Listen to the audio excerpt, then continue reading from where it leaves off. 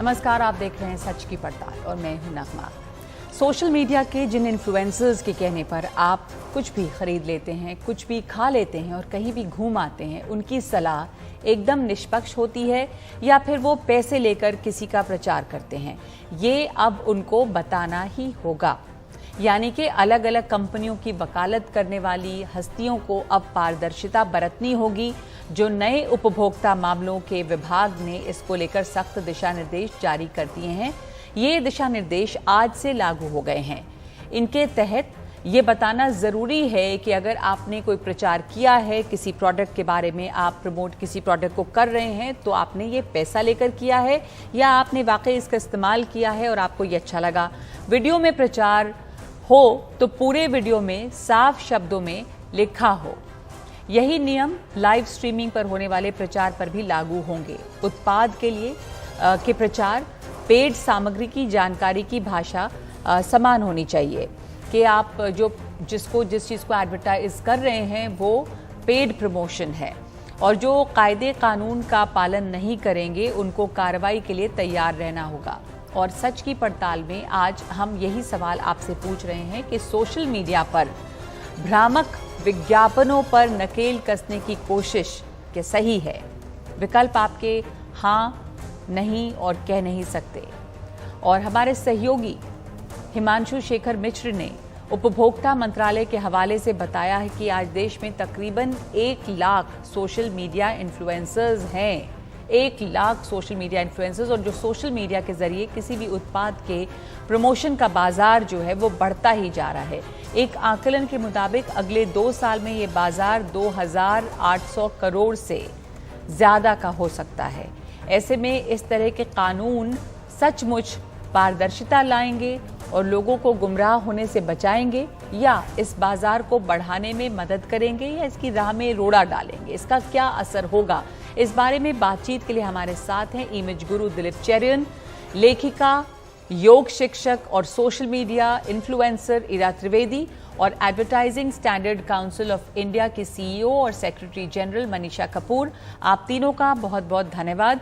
मनीषा जी, मैं आपसे शुरुआत करना चाहती हूं कि आज जो ये दिशा निर्देश जारी किए गए हैं उसका क्या असर दिखेगा, इसकी क्यों जरूरत महसूस हुई?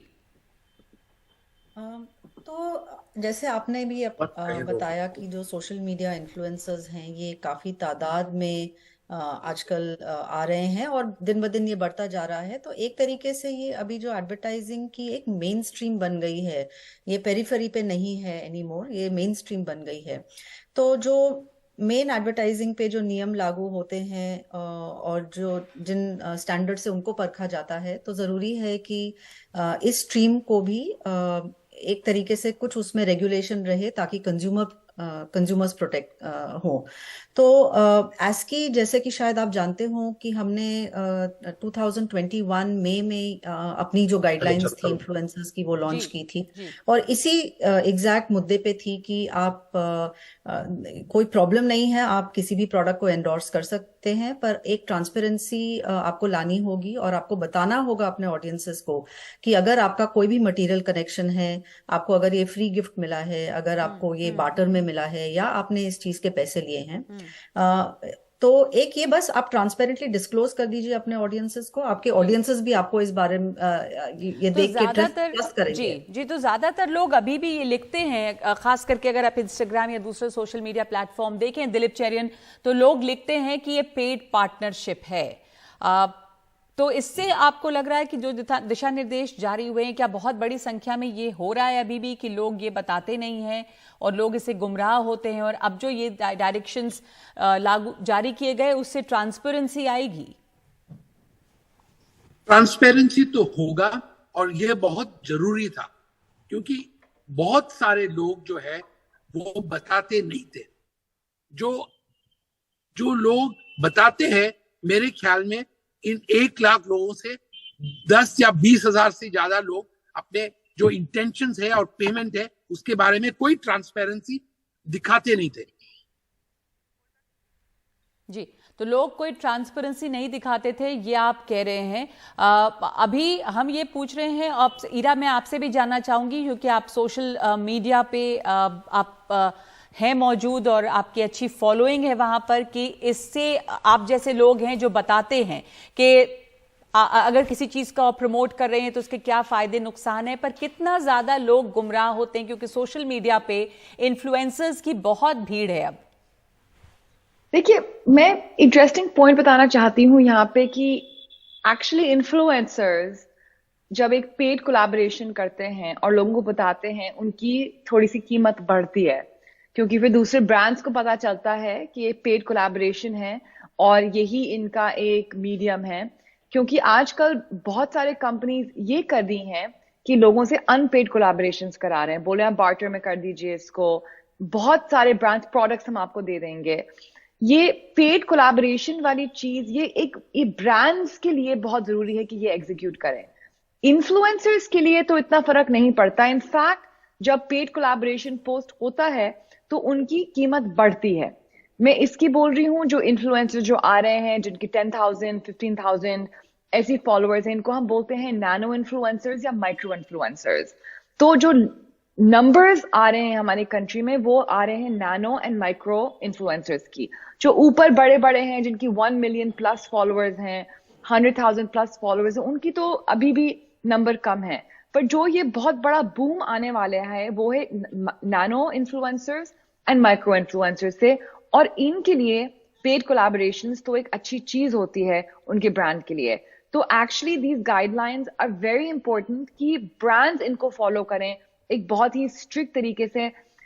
मुझको नहीं लगता है कि कोई इन्फ्लुएंसर को कुछ कोई भी हेजिटेशन है पेड कोलैबोरेशन का टैग लगाने में।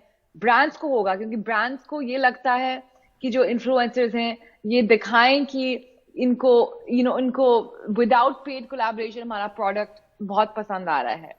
तो पर जब लोगों को पेड, जी जो आप सही कह रही हैं, तो क्या आपको लगता है इरा कि उससे जो कंज्यूमर्स हैं उनको उन पे मतलब इस सामान को खरीद रहे हैं वो कितना इस पे जरूर फर्क पड़ेगा? क्योंकि कई बार लोग ये समझते हैं कि अगर कोई सेलिब्रिटी, कोई इन्फ्लुएंसर, चाहे वो खास करके हेल्थ और ब्यूटी या फूड, इस तरह की चीजें हैं जिसके बारे में, खास करके हेल्थ फूड कि बहुत जल्दी लोग प्रभावित होते हैं कि अगर कोई दिखने में कोई अच्छा शख्स अगर कोई चीज कह रहा है तो उसमें जरूर कुछ ना कुछ फायदा है और लोग उससे बहुत इन्फ्लुएंस्ड हो जाते हैं। पर अगर ये बता के करें अब कि भाई हम तो पैसे लेकर ये काम कर रहे हैं, तो जाहिर है कि लोगों को लगेगा कि ये तो पैसे के लिए कर रहे हैं, तो उतना ज्यादा असर नहीं पड़ेगा। ये फर्क तो पड़ेगा, हो सकता है, डेफिनेटली हो सकता है। आई थिंक ह्यूमन साइकोलॉजी हो सकती है। पर ये दूसरी मैं आपको रिवर्स साइकोलॉजी बता रही हूँ कि लोगों को लगता है अच्छा ये ब्रांड है, इनके पास देखो अच्छे अच्छे ब्रांड एम्बेसडर्स आए, जैसे टीवी पे होता है या होर्डिंग पे होता है। जब हम अमिताभ बच्चन को देखते हैं होर्डिंग पे सीमेंट बेचते हुए, तो कहीं ना कुछ इन्फ्लुएंस तो होता ही है, लोगों को वो ब्रांड दिखता है। तो आई थिंक अलग अलग किस्म की साइकोलॉजीज हम लोग यूज कर सकते हैं। वो तो जो एडवर्टाइजमेंट्स हैं उनमें तो पता होता है कि ये एडवर्टाइजमेंट कर रहे हैं बड़े बड़े स्टार्स, तो वो एक ब्रांड के लिए कर रहे हैं, तो वो पैसों के लिए कर रहे हैं। बट जो सोशल मीडिया पे हो रहा है उसमें थोड़ी सी लोग गुमराह होते हैं, उसमें बहुत पारदर्शिता नहीं है। मोनिका जी तो मनीषा जी, आपको क्या लगता है कि अब इसमें तो बड़े ब्रांड्स चाहे सलमान खान, अमिताभ बच्चन, सचिन तेंदुलकर, धोनी जो भी हो, वो एक एडवर्टाइजमेंट कर रहे हैं तो जाहिर है कि पैसे लेके उस एडवर्टाइजमेंट को कर रहे हैं। पर जो नैनो इन्फ्लुएंसर्स की बात कर रही हैं इरा त्रिवेदी, वहां पे एक बहुत मामला साफ नहीं है, बहुत ट्रांसपेरेंसी भी नहीं है। कुछ लोगों के फॉलोअर्स हैं 300,000 400,000, ऐसे लोग भी इन्फ्लुएंस करते हैं और उसमें मामला बहुत क्लियर नहीं। तो अब क्या लगता है कि इससे कुछ ट्रांसपेरेंसी बढ़ेगी और ये कितना पॉसिबल होगा? ये गाइडलाइन फॉलो हो रही है या नहीं, इसको मॉनिटर करना?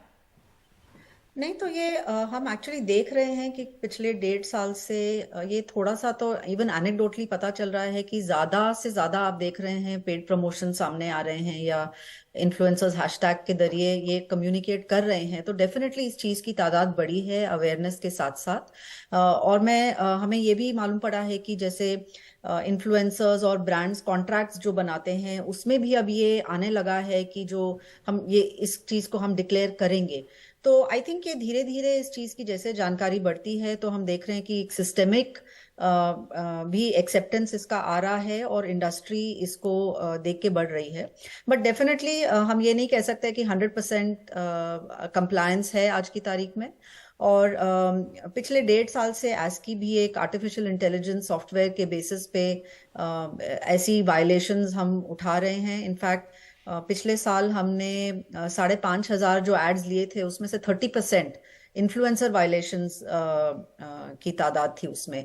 तो ये डेफिनेटली एक इम्पॉर्टेंट मुद्दा है। इसमें एजुकेशन अवेयरनेस भी बढ़ाने की बहुत ज़रूरत है, क्योंकि जैसे ईरा जी ने कहा जो स्मॉल इन्फ्लुएंसर्स हैं या नैनो इन्फ्लुएंसर्स हैं उन तक कैसे ये मैसेज पहुंचे, उनको कैसे ये रियलाइज हो कि जो ये सरकार भी मांग रही है या ASCI भी इनसे बोल रही है, ये एक्चुअली इंडस्ट्री की ही लॉन्ग टर्म बेनिफिट के लिए है।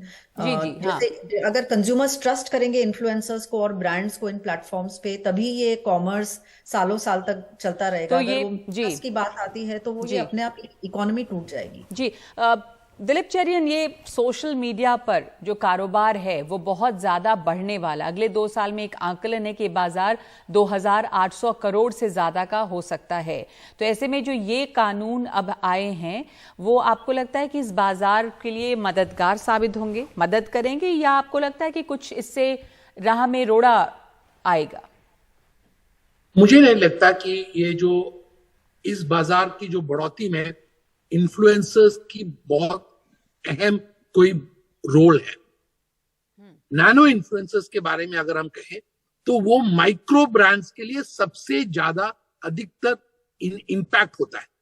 और मुझे ये लगता है कि अगर ये कानून ठीक से लागू हो जाए, कंपनीज पे नैनो इन्फ्लुएंसर्स से ज्यादा हमें कंपनीज को रेगुलेट करना चाहिए। जैसे ASCI का भी काम है, और मैंने ASCI के बोर्ड पे 2 टर्म सर्व कर चुका हूं। हमारा इफेक्ट जो है वो कंपनीज पे है, और गवर्नमेंट की जो कानून है, ये जो अगर ई-कॉमर्स की बढ़ोतरी होनी है तो उनके लिए दूसरे कई तरह के जो सपोर्ट होना चाहिए वो चाहिए।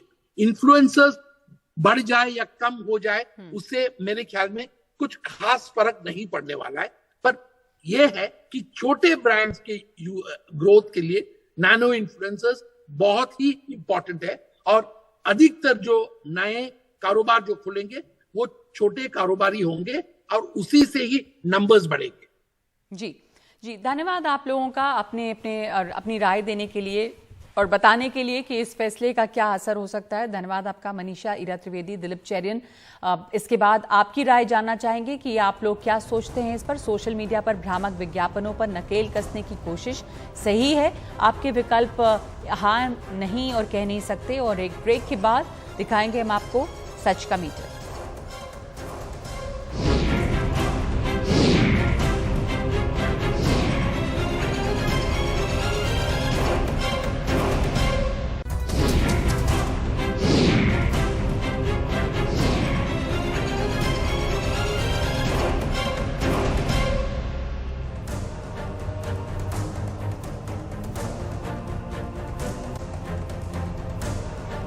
और इस वक्त एक ब्रेकिंग न्यूज़ आ रही है कि इंडियन ओलंपिक एसोसिएशन की जो एग्जीक्यूटिव काउंसिल की बैठक चल रही थी वो ख़त्म हो गई है। लगभग 1.5 घंटे ये बैठक चली है।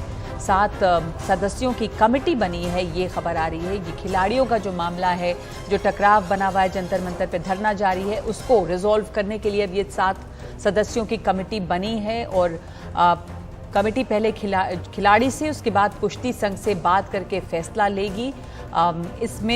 इस कमेटी में 7 सदस्य हैं, जिसमें मैरी कॉम है जो चेयरमैन होंगी, सैदियो यादव हैं, 2 वकील डोला बैनर्जी, अलकनंदा और योगेश्वर दत्त इस कमेटी में हैं।